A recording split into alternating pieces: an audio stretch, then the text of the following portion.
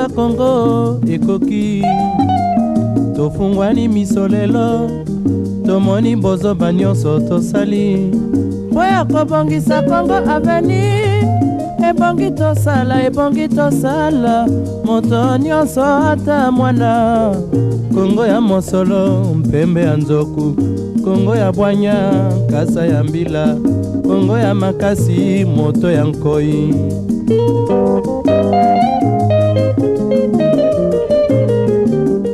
La Fondation Virunga, c'est une ONG internationale des droits britanniques qui appuie le parc national de Virunga.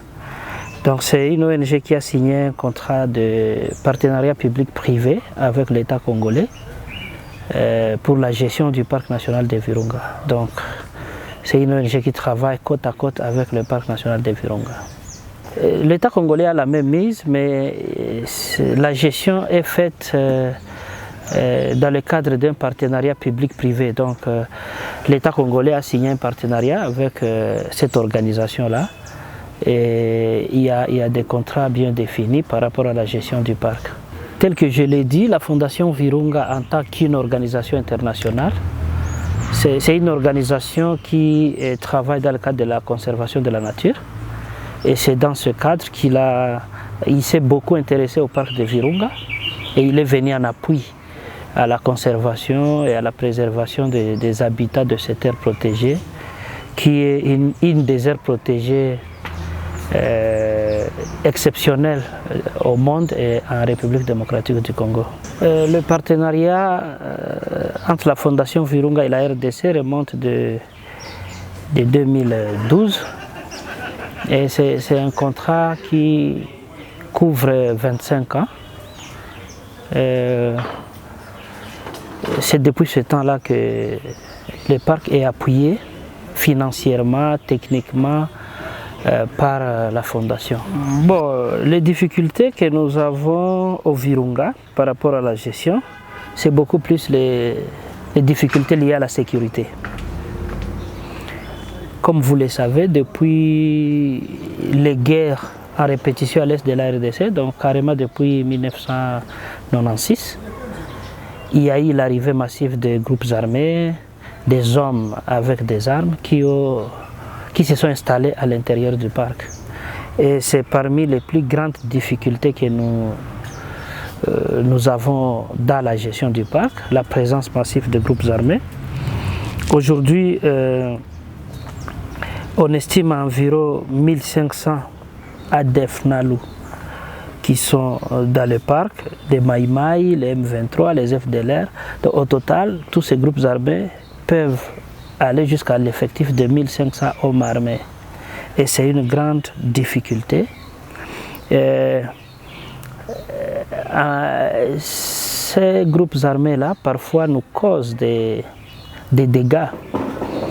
Nous avons enregistré pendant les années passées près de 33 incidents auxquels seulement en 2021, 33 incidents contre les éco-gardes et nous avons perdu 10 gardes dans ces incidents-là, des attaques des groupes armés contre nos staffs.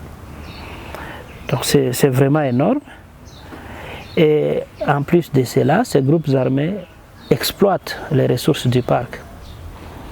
Et cette exploitation illégale les renforce davantage parce que c'est vraiment une économie qui sont parvenus à se constituer à travers l'exploitation illégale des ressources du parc de Virunga. Les chiffres d'affaires de tout ce qu'ils font comme économie illégale est estimé à 170 millions de dollars l'an. Par année. Ouais.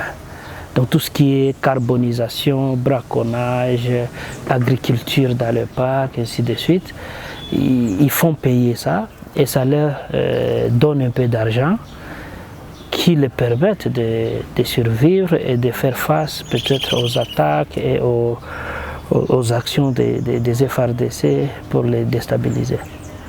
Donc c'est vraiment un défi majeur que nous avons au parc de Virunga. Avant de continuer cet entretien, on vous laisse le temps de parler un peu. Parlez-nous un peu du parc de Virunga, qui est aujourd'hui supervisé ou dirigé par la Fondation Virunga? Le parc national de Virunga, c'est l'un des premiers parcs en Afrique, le premier au Congo, parce qu'il est créé depuis 1925. Il représente une richesse exceptionnelle sur tous les plans. Sur le plan faune, flore, espèces d'animaux. Donc il représente vraiment des richesses qui n'existent pas ailleurs dans le monde. C'est par exemple tous les grands mammifères qui sont protégés dans le monde, nous les retrouvons au Virunga. Parmi les grandes cibles, il y a les gorilles des montagnes, il y a les gorilles des plaines, il y a des hippopotames, il y a des éléphants, il y a beaucoup d'animaux. En termes de la végétation aussi, on retrouve des paysages exceptionnels au Virunga, comme la neige du mont Rwenzori. On retrouve tous les volcans actifs, Nyiragongo et tout le reste. On retrouve des plaines, comme la plaine de la Rwindi. Donc carrément, c'est un site qui présente des caractéristiques exceptionnelles. On peut avoir l'altitude qui part de 1400 pour les zones de basse altitude jusqu'à 4000 mètres d'altitude. Ça n'existe pas dans tous les aires protégées. Ouais. Donc c'est vraiment une aire protégée qui a une très grande importance en termes de la faune et la flore. Le parc de Virunga, normalement, par rapport à sa mission, l'État lui a accordé 4 grandes missions. Donc le tourisme, la recherche scientifique, la protection de la faune et de la flore. Et récemment, on a ajouté le développement parce qu'on ne sait pas conserver autour des populations qui sont pauvres. Donc il faut que ce parc-là, qui est une ressource, contribue aussi au développement des communautés. Et c'est un peu ça, l'objectif ou l'ambition de l'ICSN en tant qu'établissement public de l'État. Et en tant qu'établissement public de l'État, ces ressources proviennent de l'État congolais, parce que c'est un établissement public de l'État. Mais dans le cadre de la gestion, l'État a accepté que les fonds ici de tourisme appuient le fonctionnement de l'ICSN. Aujourd'hui, par exemple, pour le cas spécifique du parc de Virunga, sur les 100% des revenus du tourisme, 50% sont déversés au niveau de la direction générale pour appuyer le fonctionnement du bureau. 20% sont réservés au site, donc au parc, pour appuyer aussi le fonctionnement du parc, et 30% reviennent aux communautés locales. Donc ce n'est pas une loi en termes de pourcentage, mais c'est plutôt une volonté que l'autorité du parc a manifestée par rapport au Virunga. Parce qu'au Virunga, c'est 30% des revenus qui reviennent aux communautés, mais dans d'autres parcs, c'est 20%, il y a là où c'est 10%, donc ce n'est pas vraiment défini comme une loi applicable à tous les aires protégées. Chaque aire protégée essaie de voir comment il quantifie ces pourcentages-là. Cet appui de la Fondation Virunga, c'est là que le PNV ou le parc a eu une opportunité plus large d'orienter les activités dans le développement. Parce que l'ICSN, lui, en tant qu'établissement de l'État, n'a pas directement le mandat du développement des communautés. Mais à travers ce partenariat public-privé qui a été signé entre la Fondation Virunga et l'ICSN, il y a des articles qui ramènent vers le développement des communautés locales. Et c'est comme ça que la Fondation Virunga mobilise les financements auprès de grands bailleurs, l'Union européenne, la Banque mondiale, et ainsi de suite, en fait d'appuyer certains projets de développement qui vont permettre aux communautés locales qui vivent autour du parc de se développer. Et c'est dans ce cadre Vous avez, je crois, entendu à votre arrivée à Goma que le courant qui est utilisé à Goma, c'est le courant Virunga. Les gens appellent ça courant Virunga. C'est parce que c'est le courant qui est produit par Virunga Energy, qui est une société du Parc national de Virunga, dans le cadre du développement des communautés locales. En plus de ça, il y a d'autres activités de développement qui sont en train d'être développées autour du parc. C'est dans le cadre d'un grand programme que la Fondation Virunga appelle Alliance Virunga. Un programme qui se base sur 4 piliers. L'agriculture durable, le tourisme, l'électricité et l'entrepreneuriat. Parce que je parlais de l'Alliance Virunga, qui est un grand programme de développement que le Parc national de Virunga a développé en fait de faire bénéficier les communautés locales des revenus du parc. C'est dans le cadre du partenariat avec la Fondation Virunga qui mobilise les fonds en fait de mettre en œuvre certains projets de développement pour permettre le relèvement économique d'abord de la population locale mais aussi de toute la province. Parce que ce programme-là intègre un peu toutes les parties prenantes. Il y a les communautés locales, il y a les commerçants, les opérateurs économiques, il y a la société civile, il y a les services de l'État. Tous sont membres de ces grands programmes et chacun se retrouve par rapport à son domaine.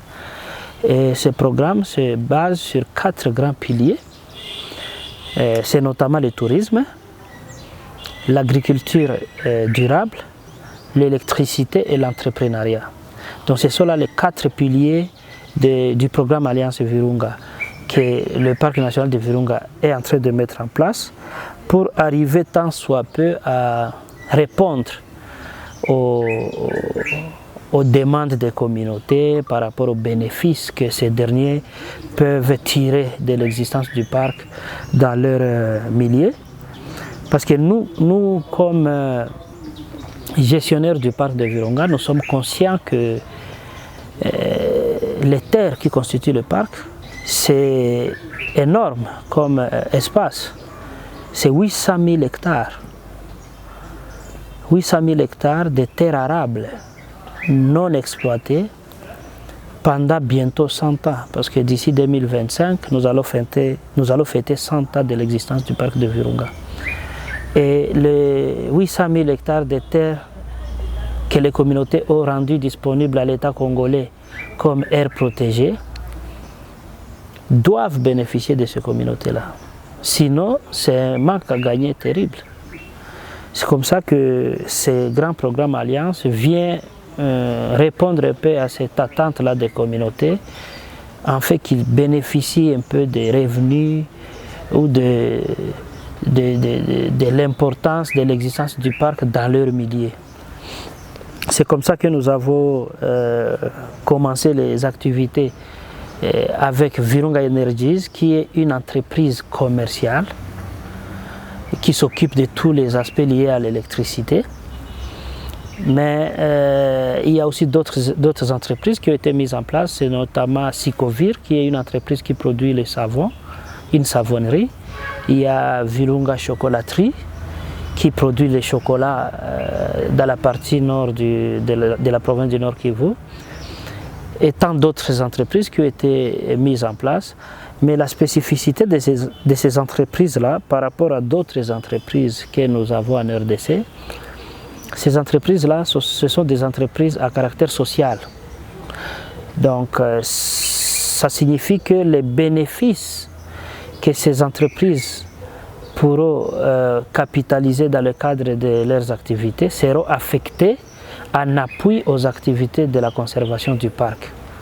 Donc il n'y a pas des entrepreneurs ou des associés qui bénéficieront des bénéfices de ces entreprises-là, mais plutôt les bénéfices de ces entreprises seront affectés comme fonds d'appui à la conservation du parc de Virunga. C'est un peu ça le lien qu'il y a entre ces entreprises et la protection du parc.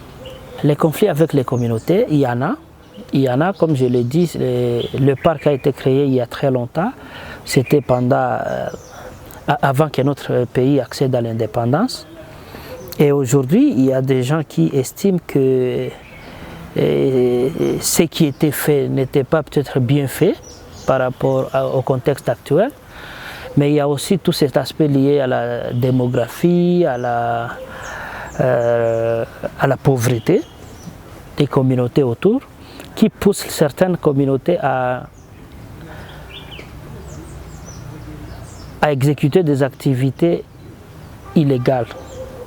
C'est comme le braconnage, la carbonisation, parce que vu la pauvreté, la personne est obligée d'aller couper des arbres dans le parc, faire un peu le makala, venir vendre à Goma, et ça devient un business. Et nous essayons un peu de décourager toutes ces activités-là, parce que ça rentre vraiment dans notre mandat, et parfois ça nous crée des conflits. Et ça nous crée des conflits soit parce que la personne qui est victime de la loi n'est pas consciente de ce qu'il effectue comme activité, soit parce qu'il y a des gens qui l'incitent à ne pas respecter la loi. On en a vu au Virunga, il y a certains politiciens qui ont utilisé le parc comme objet de la campagne électorale. Ils promettent aux gens, voilà, il faut me voter, je vais vous donner l'accès au parc pour l'agriculture, ainsi de suite. Et les communautés qui sont ignorantes, ils pensent que c'est vrai, ils donnent leur électorat et après, la personne n'arrive pas à respecter sa parole. Et les communautés reviennent vers nous pour dire voilà, on nous a dit nous devons occuper cet espace, il y a tel député qui a fait ceci, cela. Donc vous sentez qu'il y a dans certaines circonstances les députés qui nous mettent en conflit avec les communautés. Et dans d'autres circonstances, ce sont les groupes armés, tels que je vous ai dit, dans les zones sécurisées, on fait le meilleur de nous-mêmes pour s'assurer qu'on est en sécurité. Par exemple, tous les déplacements du parc sont toujours escortés pour éviter qu'on ne tombe pas dans le piège de l'ennemi. Mais aussi, j'ai parlé que les groupes armés sont aussi parmi les incitateurs de conflits au Virunga, parce que parfois, ils demandent aux communautés de violer la loi et à contrepartie, ils les protègent. Par exemple, vous allez voir toutes les zones occupées par l'agriculture dans le parc sont les zones occupées par les groupes armés. Il y a une sorte de complicité qui se fait entre les communautés et ces groupes armés. Les communautés viennent cultiver, ils viennent faire la carbonisation et le reste.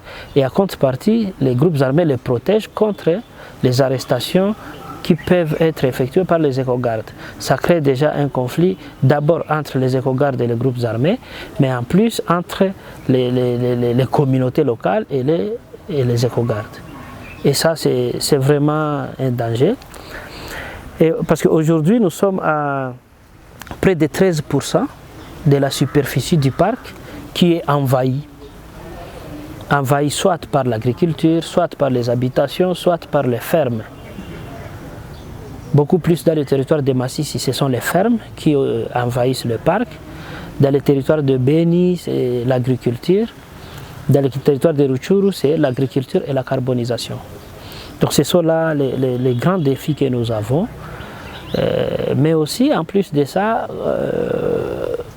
le lac Édouard, qui est un lac le plus poissonné de la région, est situé à l'intérieur du parc de Virunga, fait partie du parc de Virunga. Et c'est une ressource économique très capitale, compte tenu de sa ressource halieutique qui est très très riche, mais c'est aussi quelque chose qui attire beaucoup plus les groupes armés, parce qu'ils viennent aussi sur les lacs favoriser la pêche illicite. Et quand on cherche à réglementer tout ça, tous ces pêcheurs clandestins nous prennent comme cible parce qu'on veut seulement remettre de l'ordre. Et les gens ne comprennent pas que l'ICSN, en tant qu'établissement public de l'État, il est gardien de cet espace-là. Et en état gardien, il y a une loi que l'État a mise à sa disposition pour gérer cet espace. Et tout le monde qui va à l'encontre de cette loi-là s'est fait sanctionner par la justice. Et quand les éco-gardes ou les gestionnaires de l'air protégé agissent de cette façon, les communautés pensent qu'elles sont en train de se faire violenter par les gestionnaires de l'air protégé. Pourtant, c'est juste la loi qui est là, qu'il fait respecter. Et on comprend bien que cette loi-là peut ne pas être favorable à certaines communautés, mais si elle n'est pas favorable à ces communautés-là, la façon de la contester, ce n'est pas d'aller occuper illégalement le parc ou faire une coalition avec les groupes armés pour s'attaquer aux gestionnaires de l'air protégé. La meilleure façon de le faire, c'est plutôt de suivre la procédure normale, parce que notre constitution est claire là-dessus. Si vous contestez une loi, il y a une procédure normale à suivre, et dès que vous suivez la procédure normale, la loi peut être modifiée, parce que la loi n'est pas une Bible.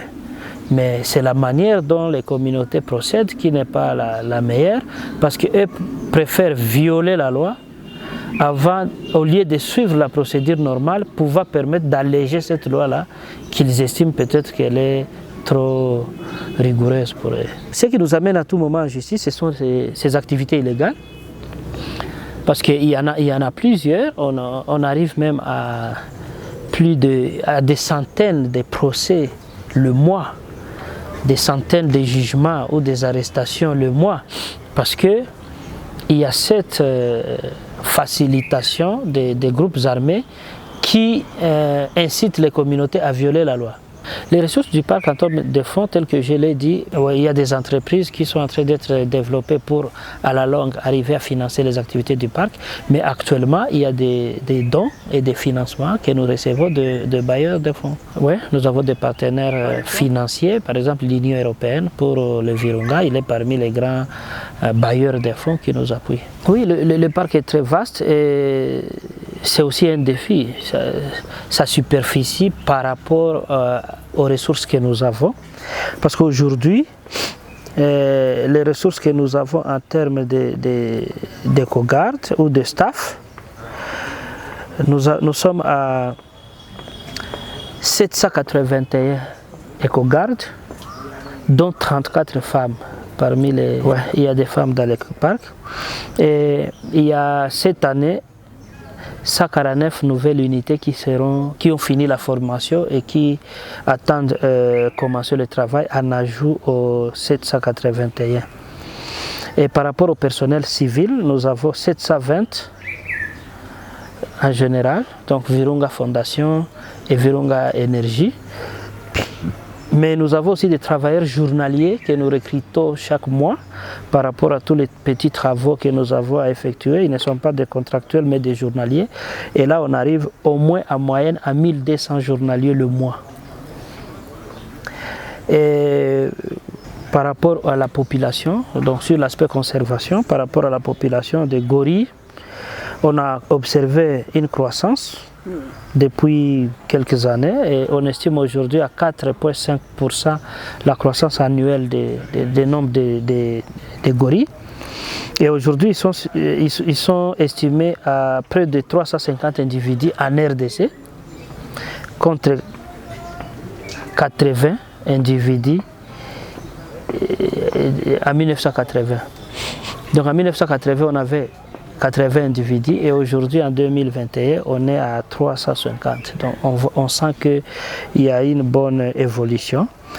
Au contraire, pour les hippos, aujourd'hui on estime à 1300 individus d'hippopotames au parc de Virunga, alors que entre les années 1970 et 2000, ils étaient à près de 30 000 individus.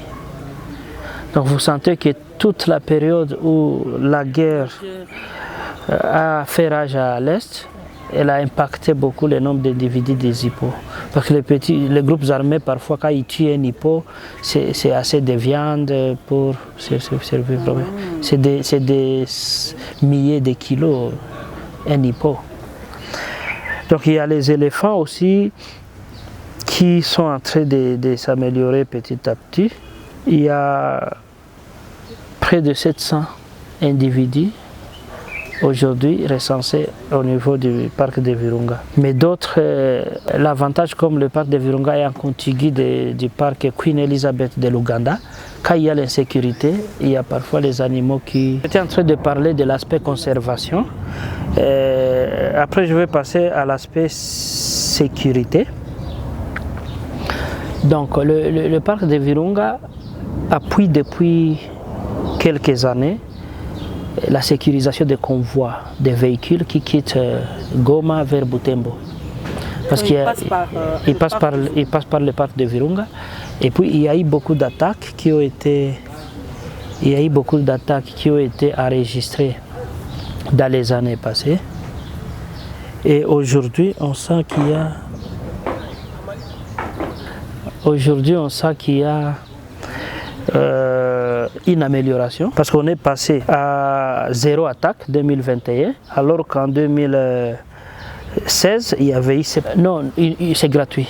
Donc c'est l'ICSN qui prend en charge l'appui des militaires, FRDC et les éco-gardes qui escortent les véhicules des commerçants et des populations. Rien, c'est vraiment gratuit, c'est un appui que le parc donne aux communautés.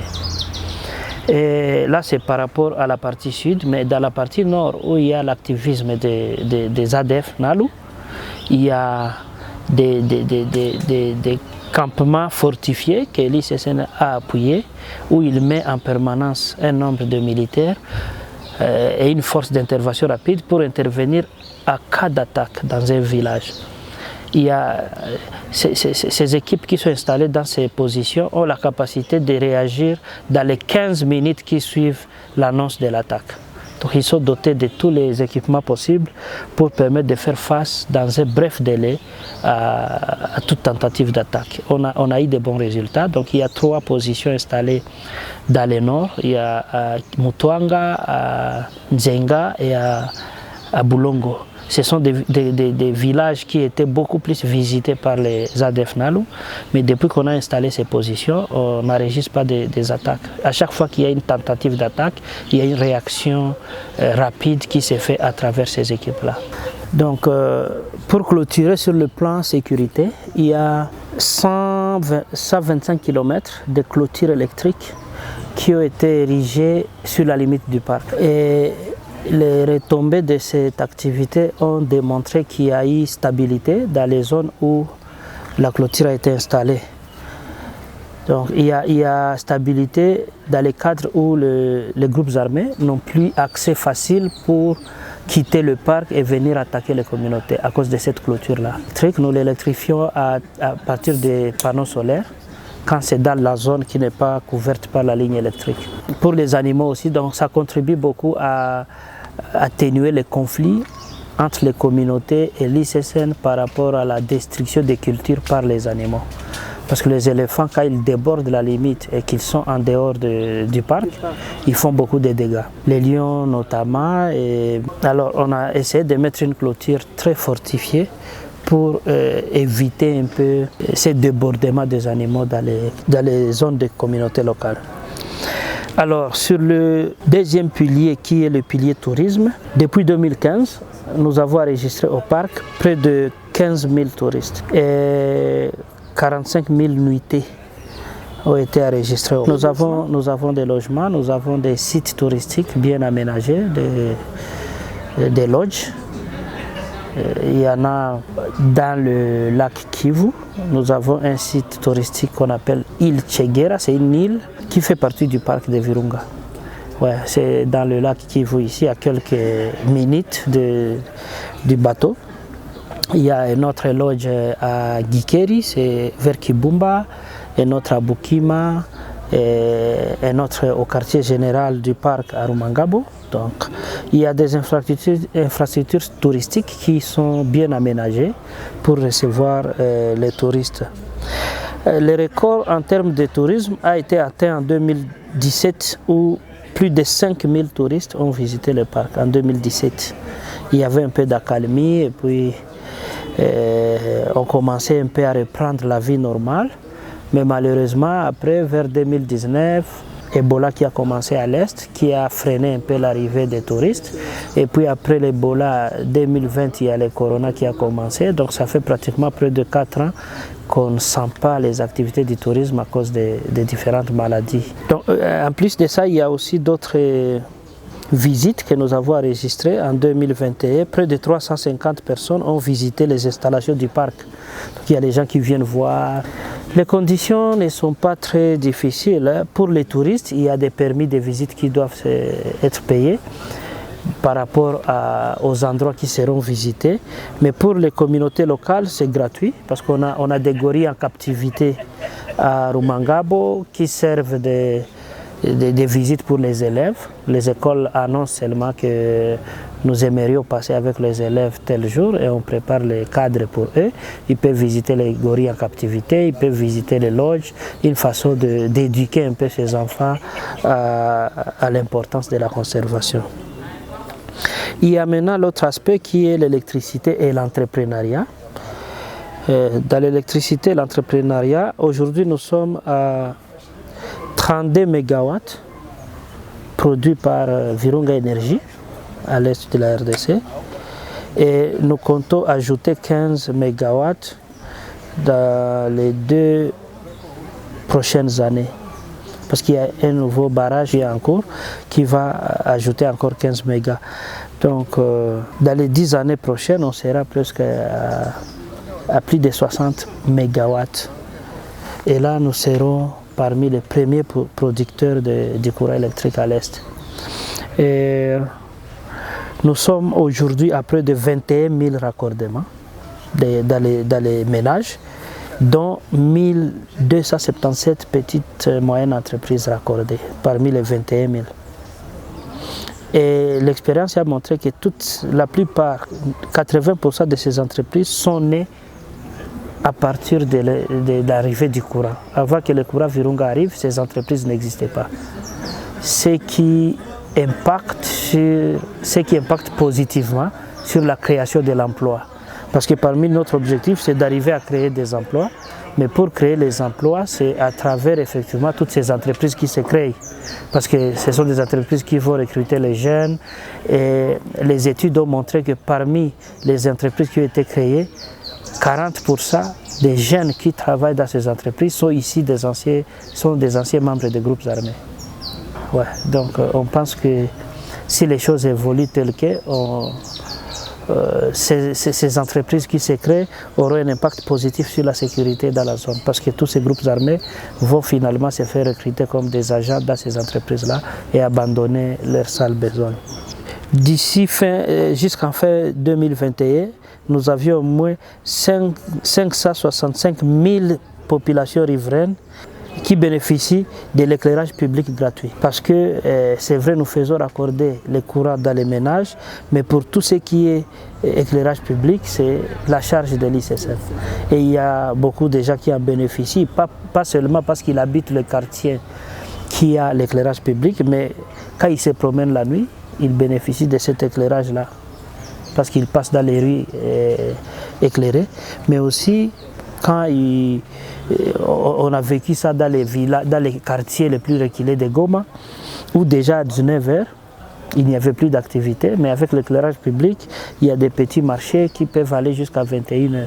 Ce qui fait que la maman qui devait vendre peut-être 5 kilos de foufou, mais comme elle a plus du temps, elle peut aller jusqu'à 21h, au lieu de vendre 5 kilos, elle arrive à vendre 10 kilos parce qu'elle a eu assez de temps pour vendre. Donc tout ça, ce sont des petits avantages qui sont en train d'être enregistrés dans les habitations des communautés. Mais on a aussi enregistré 350 000 habitants à Goma qui ont eu accès amélioré à l'eau. Accès amélioré à l'eau comment? Parce que Virunga a alimenté en énergie une station de pompage d'eau de Keshero. Et cela a permis que l'eau soit permanente dans les ménages, contrairement à l'époque où la SNEL avec les coupures intempestives, impactait aussi l'accès à l'eau dans les ménages. Par rapport au partenariat et à l'entrepreneuriat, donc j'ai parlé il y a au moins 411 petites et moyennes entreprises qui bénéficient des prêts financiers remboursables à travers les consommations en électricité. Ça, c'est l'entrepreneuriat que Virunga développe. Donc, il finance les gens qui veulent mettre des petites entreprises qui vont consommer le courant. On te donne un prêt durant une période négociée et le remboursement de ce prêt-là c'est fait à travers l'achat du courant électrique. Donc, chaque fois que vous achetez le courant, par exemple, vous pouvez acheter le courant de 10 $, on vous donne le courant de 9 et 1 $ rentre comme paiement du crédit que vous avez contracté. Et ça permet que la personne ne sent pas vraiment comment il est entré le coût de remboursement. Par rapport à l'autre pilier de développement qui est l'agriculture durable, nous sommes en train d'investir dans près de 10 filières différentes pour relever un peu l'agriculture dans la région. Nous sommes dans le café, dans le cacao, dans le chia. Ce sont des graines de chia donc, qui sont très bénéfiques pour la santé. Et nous sommes en train de promouvoir l'agriculture de ces graines ici, au Nord Kivu. Il y a la papaïne, il y a le maïs, il y a l'huile de palme et certaines cultures maraîchères dans lesquelles nous intervenons avec un appui technique, un appui de semences, l'encadrement des paysans et nous devenons encore les vendeurs de leurs produits à travers nos entreprises qui font la transformation. Ouais. Donc il y a au moins 8000 petits producteurs impliqués dans les projets d'agriculture qui reçoivent directement ou indirectement à travers des petites coopératives qu'ils ont créées les appuis du parc de Virunga. Parce que c'est un aspect important aussi, tel que je l'ai dit, c'est vraiment l'un des cibles économiques au niveau de la province. Près de 80 000 personnes sont légalement établies dans les pêcheries autour du lac Édouard. Et la plupart sont des armateurs et les pêcheurs qui vivent dans ces zones-là. Et à travers les activités que nous faisons, parce que nous intervenons beaucoup plus dans la réglementation de la pêche et le contrôle sur les lacs. Lutter contre les pêcheurs pirates, s'assurer que les gens respectent les bonnes pratiques de la pêche. Et cela a aidé à améliorer la productivité de la pêche. Nous sommes en train de voir aussi, nous avons développé d'autres projets de chaînes de froid pour faire bénéficier d'autres populations qui ne sont pas directement à côté du lac, du produit du lac. Donc on a installé des chambres froides par-ci par-là dans les villages et les vendeurs de poissons, ils peuvent amener du poisson frais du lac, ils les déposent dans la chambre froide pour permettre aux communautés de s'approvisionner à partir de ces chambres froides qui ont été installées et alimentées à courant électrique par Virunga. Donc c'est en bref ça que nous faisons. En fait, les perspectives d'avenir de la Fondation Virunga se réfèrent même à sa vision. Donc la Fondation Virunga voudrait que d'ici 2045, on ait un parc qui contribue à la paix et à la stabilité économique à l'est de la RDC. On voudrait vraiment transformer le parc de Virunga en un moteur économique de la province, afin de relever l'économie des communautés locales, de la province et de la RDC en général. C'est ça la vision, mais les difficultés telles que je vous ai dit, c'est beaucoup plus l'aspect sécuritaire. Tant que les guerres vont continuer, tant que l'impunité va continuer, tant que la communauté ne prendra pas conscience de l'importance de ces terres protégées qui est exceptionnelle au monde, on n'y arrivera pas. Donc nous demandons à tous ceux qui peuvent nous aider, chacun dans son domaine, médias, politiques et autres, de nous appuyer en fait que nous puissions arriver à notre vision qui est de transformer le parc national de Virunga en moteur économique de la province du Nord Kivu. Pour le mot de la fin, je ne peux que vous remercier pour avoir songé à à ce parc, parce que ça nous va au cœur pour dire que malgré toutes les difficultés, nous pensons que nous travaillons dans l'ombre et que les gens ne s'intéressent pas à nous, mais le fait de nous contacter fait que nous avons des alliés dans l'ombre que nous ne connaissons pas. Merci, ça nous fera plaisir de mettre toujours les gens à jour de l'actualité par rapport à ce qui se passe. Parce que plus les gens sont dans l'ignorance, plus ils auront difficile à nous porter main forte pour atteindre notre vision. Mais s'ils sont informés de notre vision, s'ils sont informés de tout ce que nous faisons comme résultat positif au bénéfice des communautés, je suis certain qu'ils seront de notre côté et on fera route ensemble.